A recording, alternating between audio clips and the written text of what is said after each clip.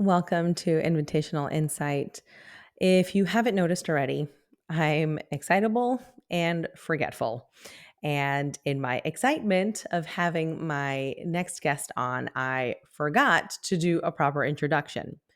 And then I edited the video and forgot to schedule it for when I was away in Denver, which is funny because that's where my guest is from or is living there now. And I just found it so, I guess, appropriate that I'm like, oh, I'm going to be away, for work. And I'll be in Denver when I'm airing the episode with Marta, who's from Denver. And that's not what I did. So, needless to say, I wanted to give you a little bit of the backstory of this episode. And also, in my excitement, I forgot to have a proper and formal introduction of my guest. So we kind of went right into it in the episode, and you'll catch that in a minute. But I wanted to do my due diligence and give you an appropriate introduction to who Marta Spirk is. She is a TEDx speaker. She was featured in the Cherry Creek for TEDx Women in Denver. She has sang for the Denver Nuggets, the national anthem a few times. She is a published author, a mom, a wife, and not just a mom, but a mom to triplets. And you'll get all of those tidbits in the conversation. But I wanted to properly introduce, I think, the magnitude and the impressiveness of her resume to you so that you can enjoy that a little bit more, since I don't feel that I did it justice throughout the interview. So without further ado, and disregarding all my excitement and asking all the questions, please enjoy my interview with Marta Spirk.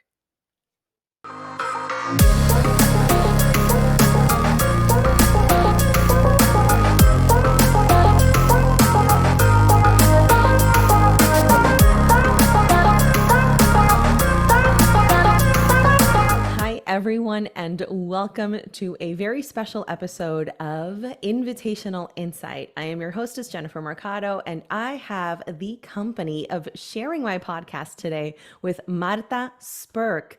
Oh my goodness, Marta and I have like a little connection in the background of Facebook, and it wasn't up until this year that really just embarked on a whole new journey. And I'm really excited to share that with you guys and also share her as my special guest. So Marta, welcome to the show. Thank you so much for having me. I'm super excited. I love the name of your show too, so I know this will be fun. Oh, I thank you. Yes, I know that you're familiar with human design, so it's a little nod to the projector in me. If I am invited to share my insight, then as you know, it will be a little bit more well received. Definitely love it. Oh, so I'm really excited and elated to have you because I know not just in your personal life, we have a lot in common, but in your professional life, right? You've done, I think, what is a feat, right, of presenting yourself not just as a public speaker, but also in some spaces as a singer. So I want to give you the floor and allow yourself to introduce what you've done, how you've gotten to where you are, and also talk a little bit about your book and your upcoming program, which I will be able to experience from the inside. So I'll let you take it away. I am so excited. All right. Well, where to start? Backstory. I feel like I've lived many lives in one. And when it comes to human design, it's definitely explained with me being a 6'2", have gone through quite a few things in life. I'm from Brazil originally. I married an American in 2010, moved up to Denver, Colorado. Then we lived in Brazil for a while. Oh, wow. And then we moved back. So it's going to be almost 7 years that we're back now living in Denver. In the meantime, I had triplets, so they're 7.5. That was a huge plot twist and really what inspired me to start my coaching business. But my career path, I have 2 degrees in English and communication. So from a very young age, I was passionate about the English language. And the more I dive into like the Enneagram, human design, I see why I was so drawn into the American culture, because I am very driven. If you tell me I can't do something, that's just the reason that I needed to go and do it, essentially. Right.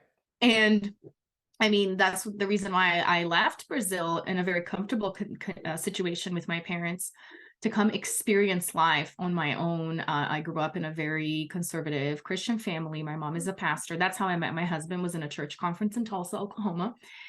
And the twists and turns just keep on coming. Twists and turns. It's just lots of surprises along the way. And so, teaching English and teaching languages was my life.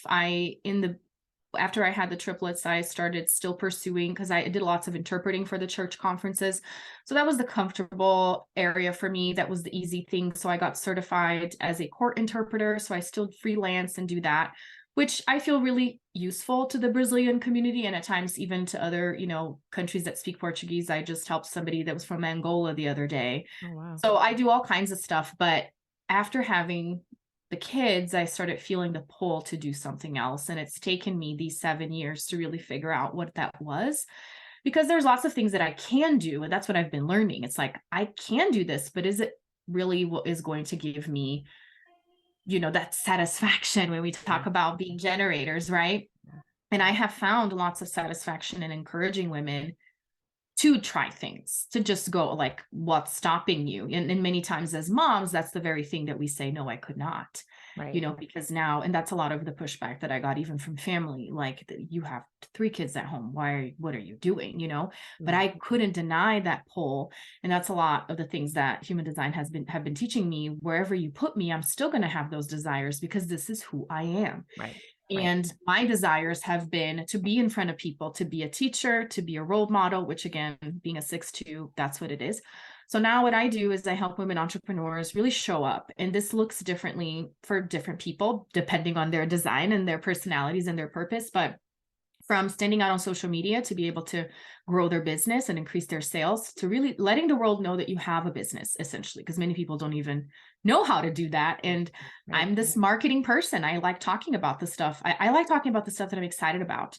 And that's very generator like as well. So I help people with that, women with that. And then if they want to write a book, I've written a book, and that's something you can do. If you want to go on TEDx, I've done that. So let me help you. If you want to get featured on your local news, been there, done it. Let's make it happen. Yes, and it's so funny, like you segued into everything that I wanted to bring up, but I want to just go back to the fact that the satisfaction that you feel in helping people, like that totally makes sense with the title of your book, right? The Empowered Woman. Like, you were coming from such a place of your essence, of your desire, your satisfaction, your fun, that you can highlight for other women, hey, this is possible. I've done it in all these different backgrounds, right? That almost wouldn't even feel like they're connected, but you've been able to encapsulate it and enjoy it and really highlight and expand for other women what can be done. So tell me a little bit more about like that process too, of like that book, and internalizing. I think that everything that you've done is different, but having it come out in such a way that seems very congruent and very aligned to who you are. Yeah, thank you so much for saying that, because Yeah. that is a fear and insecurity. Like, what would they think? This is not connected. Because that's a lot of, like I said, the pushback that I got. Like, you got 2 degrees in languages. I mean, you Right. have a master's, you can get a better paying job than I can, my husband said at the time. Like, what are you doing? Yeah. you know? Yeah. And the book is really sharing the beginnings of me finding inside myself that desire, and realizing if I can do it, anybody can. Right. Because especially for me coming from a different country, and at times I have felt like that was something to be ashamed of, because I didn't come like from the borders, working in the streets, so nobody cares about my story because it's not rags to riches. But Right. in a way, it kind of was, because I didn't come with my parents' approval, so to speak. Like, we're in very good terms. They come and visit me, but it wasn't like, buy me a house in America and I'm going to go live with my husband there. Like, Right. that's not how I went. Especially when we left with the babies the second time. It was tough. It was tough to say goodbye to my family in those conditions. But anyway, so the book is another step into this direction of telling myself that I have something valuable to say. And it takes a lot. Writing the book is not the problem. The problem is going against your fear of, do I really have what it takes? Like, do people actually care? It's a lot of imposter syndrome that comes up. And even with the TEDx, same thing. When I got accepted for the TEDx, after getting accepted, I was like, there must be something. Oh This is a my mistake. gosh. They felt Yeah. sorry for me because I'm from Brazil and I have triplets. Like, it was still coming, So it's something that we just have to overcome and, move through. Not even overcome, is move past, Yeah. because it's going to come up. Yeah. So with the book, my focus was letting people into the behind the scenes of saying, hey, you see the Marta superstar, because that's what people are like, oh my gosh, you're triple mom, but you're still doing all these things. And it's like the vulnerable side of how I felt like I didn't belong in my family, how I felt unwanted at times because of things I heard, and how I interpreted things as a child, and how now as a grown up and a mom, I understand that I have a choice to see those things as obstacles, or to be like, that was my interpretation. My parents did the best that they could, just like I'm doing the best that I can with my 3 kids at the same time, and I'm going to follow these desires. And to what you said, they seem so unrelated.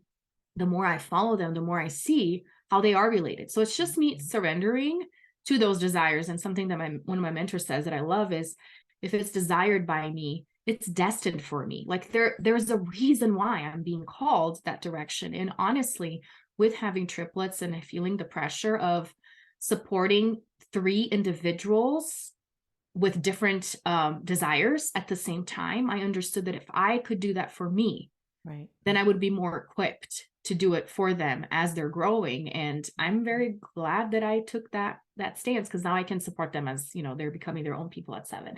Right, right. Well, not just that too, but having the acceptance of yourself that you Yeah. have, right? It gives them like the biggest and the longest runway for them to really run into who they're becoming, because they are well supported and by somebody who understands that belonging is an inside job, right? Like I saw like my eyebrows went up, and it wasn't necessarily because of what you said, but it's because that's how I felt for a very long time, right? Like having like my parents separated and having my mom living one type of life and my dad living another, and not fully feeling like I belonged in either one, because I split my time in what I felt were 2 identities. So when you were saying that, I'm like, yeah, belonging is an inside job. Like at the end of the day, I didn't necessarily belong 100% in any of those worlds, but I belong to myself. And I Mm. think that it's an acceptance, much like you, it happened either because you had to survive what you were going through, or because now you've got children, right? So a lot of your becoming a mom was a Yeah. similar experience for me. Like when I became a mom, like with my son in particular, my second pregnancy really propelled me into following what my desire was, going into what I wanted to do, and then reminding myself at the end of the day that if I can do it and I can show my children and the people around me, then it doesn't have to feel isolating to, succeed. We're all succeeding, but I think on different levels. And if we're highlighting that path for those around us, it really makes it so much more satisfying to do things that were not expected, but are becoming these, amazing trajectories all around us. So I'm flabbergasted, and I don't even know why. Like there are no coincidences. Like this was Oh, absolutely supposed to happen. So why I'm surprised is beyond I me. know. But this makes total sense. So yes, I just, sorry, hit the mic. I'm impressed that I can still be surprised knowing that you were, put in my life, obviously for a very good reason. Mm. Yeah. Yeah, so that's I'm sorry, I'm super impressed. Um, so you have the book, you go to the TEDx, and you have this almost like identity uh, catalyst, right? Where it's, why did they pick me? What do I have to say that's so important? How were you able to? Because I've seen like bits and parts of your speech where you just feel like you're so like you're at home. There isn't an ounce of you, I think, during your talk that looked like you felt out of place. So if you Mhm. internalized any of that, like bravo, it did not come across at all. So how were you able to, I think, really just show up in that way, especially after having those thoughts of, is this really for me? Am I this person? Yeah. So one of the things that I felt once I was done is how it really felt like a performance. And Okay. back to, the singing and everything. It's like, because I do lots of national anthem singing, and I kid you not, every single time I'm like, why did I do this? I'm crazy. This can't be happening. And then I have to find a way, because I'm there. Right. So I have to find a way of coaching myself, and then taking deep breaths and being like, everyone's going to forget about it. Everyone's probably drunk here anyways. Like, like they do this all the time. Nobody cares, they're going to forget two Yeah. seconds later because they're coming here to watch something. Right. So coaching myself through that. And TEDx really felt like I was giving this performance because much like the national anthem, it's like, am I going to forget some words? But I know I've done it several times. Like it's very similar. Yeah. Like, but this in this fashion, more like a theater performance, because I had certain lines that I needed to deliver, even though I was very grateful for the organizers of my specific cohort, because I've heard of other, it's an independent franchise. So there's different types and different groups of people that coach in different ways. But this specific one does not have you, they don't have you memorize. They have you Oh, practice it many times. So every time you deliver, it's going to be a little bit different, yeah. which I really appreciated. So, because what they want to avoid is if you miss a line, you're screwed, Right. So I really appreciated that. But there were certain things I wanted to make sure I had infused in there, and everything went fine. And it was just like that same rush of performing the national anthem, except it was 4 times longer because it was a 10-minute talk. But still, I feel like the same type of coaching of being like, I'm going to go, I'm going to do this, and I'm going to be done, and everything's going to be okay. So that was really helpful. And something that was special for me specifically was that every time I talk about my kids, I tend to tear up, get a little bit emotional, but was something I did not expect is how I got emotional when I talked about leaving Brazil. Oh, wow. And every time, and my one of my coaches was there live, and he was like, "Oh my gosh, I was worried that you were going to lose it, but then you picked yourself back up." Yeah. Which, I cry so much. It's not, a hard Yeah. thing for me to just, cry over commercials, especially if they're And then reel it back in. you listen to a song, and my daughter's like, "What are you doing? What's happening?" You know. But anyway, was when I talked about leaving my parents behind. And because something special about my TEDx that I was not expecting also was that the curator suggested, do you want to play a little snippet of the Brazilian national anthem? Oh, And I wow. just felt, so talk about feeling like you belong. I felt so Yeah. embraced Wow. for them to, I did not Yeah. expect that, Yeah. because I said I left Brazil behind. And at one point, and this is true, I changed my ringtone to the Brazilian national anthem because I had moved. And so Yeah. whenever my phone rang, it was kind of like a reminder. And I mentioned that to them, Yeah. and they said, oh, let's play it. Let's just make sure, copyrights or whatever, it's Right. fine, which is public domain. So it was fine.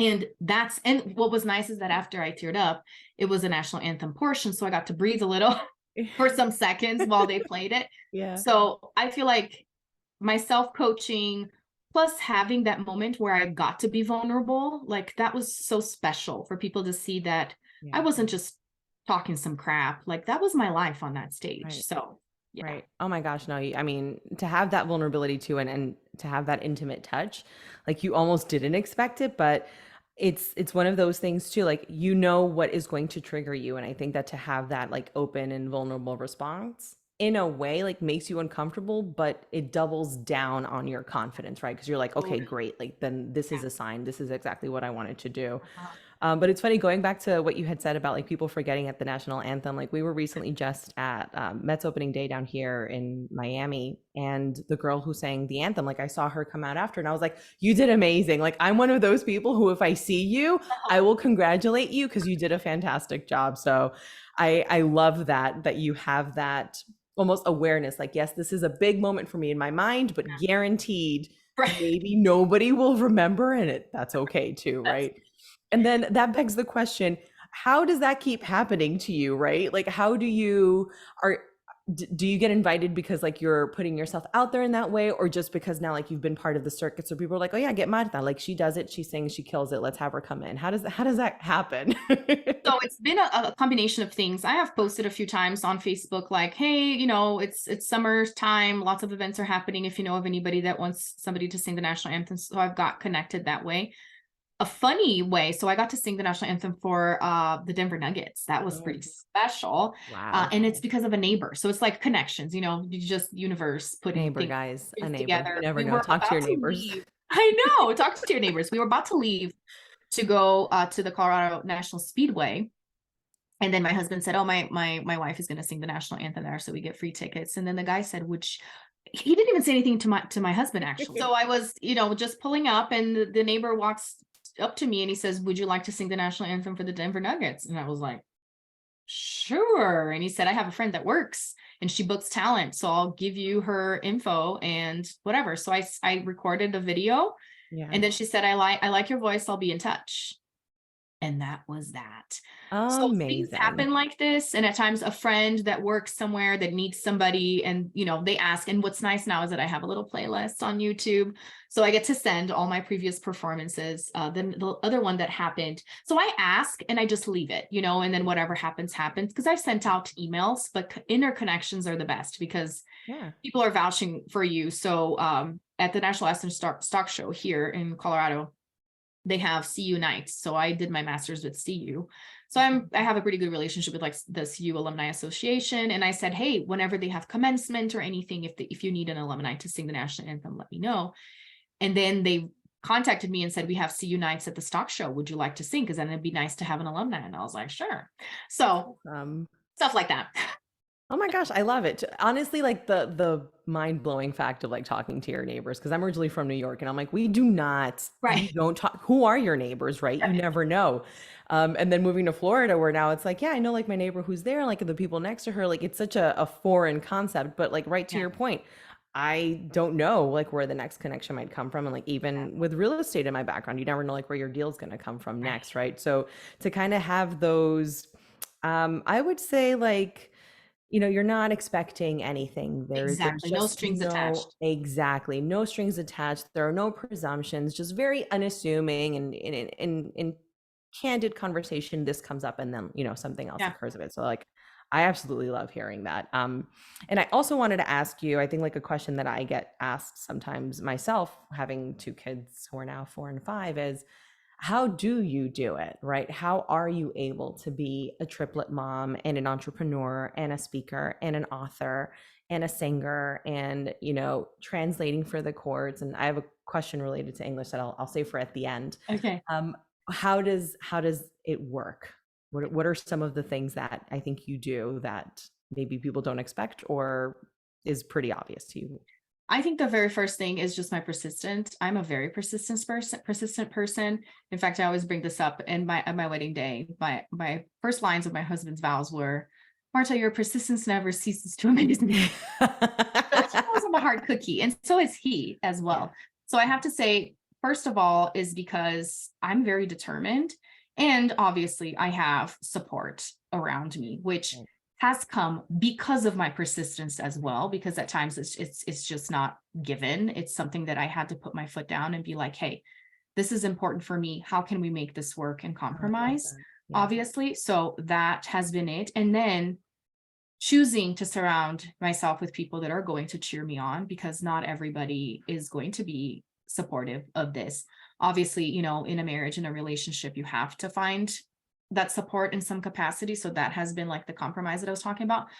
But then in the bigger, sphere is, who are you surrounding yourself with? Who are your friends? Are they going to be supportive of your dreams? Are they going to be not just, super supportive, blindsided, but are they going to challenge you? Are they going to call you out? So I feel like I have done a good job through the years of surrounding myself with people that see those things, but also support me through those things. Yeah. And I think those were the three. And just not being afraid of experimenting, like we were saying, no strings attached. Like, hey, this didn't work out. Awesome. Now I know. What am I going to do next? And just, handling life that way, which is easier said than done, but you got to do it to learn it.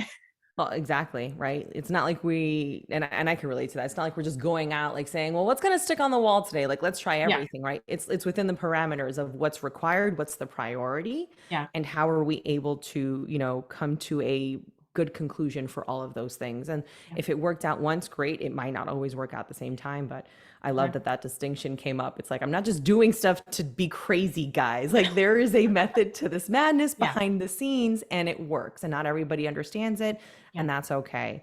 But I absolutely love that distinction as well. And the English question that I wanted to ask you, because of course I taught English, so I got certified to teach English here in Florida. Just funny when you said that, I'm like, oh, of course, there's that. Mhm. But one of the, I think, unknown passions of mine is etymology and figuring out like the roots of words and Mhm. where, words were first used, where they come from. So do you find yourself going down those rabbit holes as well of like this word has a Latin root or this one has a Greek root and finding how the words also exist in your native language? Yeah. Well, I think I've done a lot that, especially when I learned French. because that was the interesting thing. While my friends were like not really sure what they were going to do, because in Brazil is a little bit different. You have to pick your major beforehand. It's not like you get those 2 years to kind of figure things out Wow. with Okay. general, you got to Yeah. figure it out. Some people drop out and start something new, Right. obviously, but I was, I think, a sophomore, and I already knew what I was going to do, which was translation English. And I knew that that specific course had French. So obviously I started studying French then. I didn't Right. wait until, it was not Yeah. required, but I started. And it was amazing to see the parallels because of Latin with Portuguese and because of the influence of English in French. So I was like, oh my gosh, I have such a great advantage here to learn French because half the stuff is English, half the stuff is Latin, which I know. So it was really interesting. And then when I did my master's, I had a whole class on the history of English. Oh, So, fun. that was the dreamiest class I of, would pay for that right now. oh I my don't even need gosh, it. it was so good to see, like, why are there two words to say the same thing in English? Like, Yeah. why is there pig and pork? And it all goes back to French. And, Yeah. it was so mind blowing. Like, I want to stop people in the streets and ask them, like, did you know? I would Nobody love this. cares, Let's play this game. No, no, no, nobody cares. Nobody cares. Like the other day I was talking to my niece and I'm like, I get freshman, I get junior, I get senior, sophomore. Have you thought about that? I'm like, it's your second year. It's not bi. It's not like, she's like, look it up. I'm like, engage with me, child. Like, have you never thought of why you're called a sophomore? Right. That's a good question. Now that I brought it up, I have no idea. Do you know? Right? I don't know. I didn't look it up because I wanted to tease her until today when I see her later, be like, I looked it up and this is Yeah, where now sophomore I comes from. know. I know. Yeah, I randomly want to ask people all the time. And my husband's like, nobody cares. Like, nobody wants to know That's these what things. I'm makes like, us good I at do. trivia, though, I feel, because So we pay good. attention to these little things. And it's like, how do you know that? I just know weird You just stuff. random. And the recall for random facts is on point. Let me tell Mhm, you. mhm, Other things mhm. that we need to know, not so much Not so these days. much. And my husband will be the first to tell you. He asked me the other day, like there was something that we've been planning. It might have been for his birthday or for my son's enrollment in school. The fact that I don't know which is Right. the first sign. Completely different But whichever situation. one it was, he's like, I think maybe I should take it from here. And I'm like, I'm not offended. Maybe you should. That's great. But Hey, yeah, I we mean, know our it's strengths and weaknesses. exactly, exactly. And finding out like in your partner which one is going to take, either the administrative stuff or like that. Yeah, It begs having that conversation at the beginning of the relationship. And I think that totally. that's part of the reason why I'm sure your relationship has been successful, same as Right. mine. Like Right. we'll have this and it changes too. So I think being It open to have does. that conversation where like every 2 years it's like, oh, I'm actually good at this again. Mhm. And then we switch. So we'll see how it works. Mhm. But before I let you go, I wanted to talk to you about your TEDx workshop that you are promoting, and all the other different ways. Like people, there is no shortage of ways to work with Marta, to communicate with her, to either have her come and sing for you, There you go. or to coach you into speaking in public in a way that you maybe have not even believed you could have done before. So tell us about what you've got coming up and other ways that we can reach you.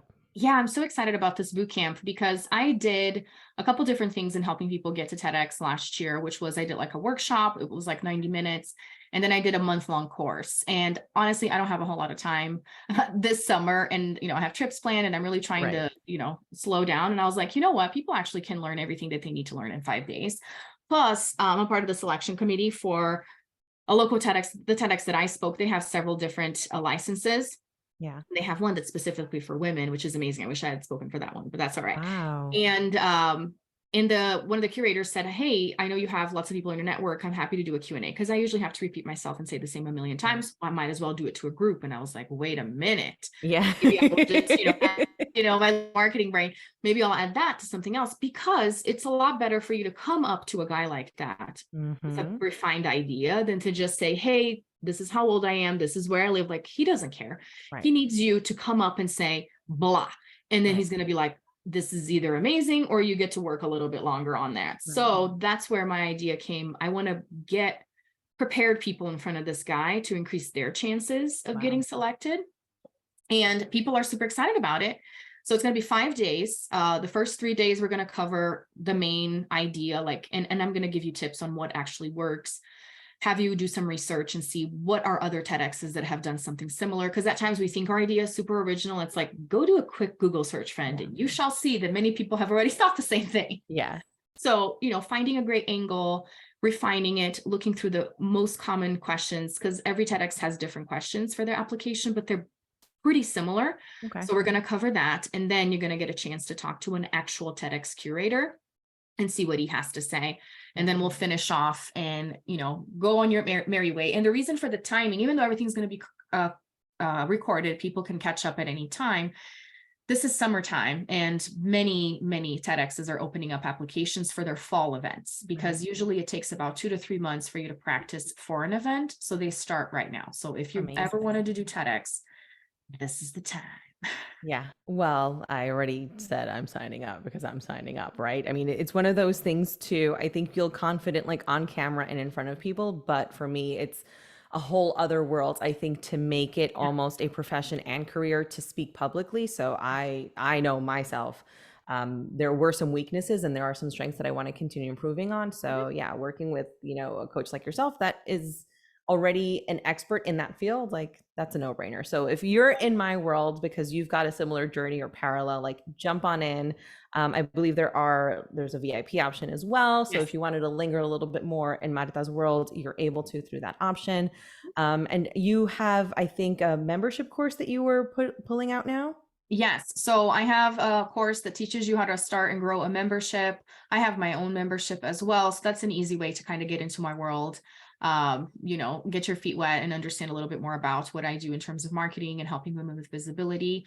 I do have a human design membership. Like I have all kinds of stuff going on. So just come around, let's chat and see what works best for you. But if you go to my website, martaspirk.com, you will see all the different things that I have going on, and my social media as well. I'm pretty Perfect. active. Yeah. And we'll link all of that in the show notes below. So the new course that's opened up, her book, human design, anything that you're interested will all be on her website as well, so that you guys can get in touch with her.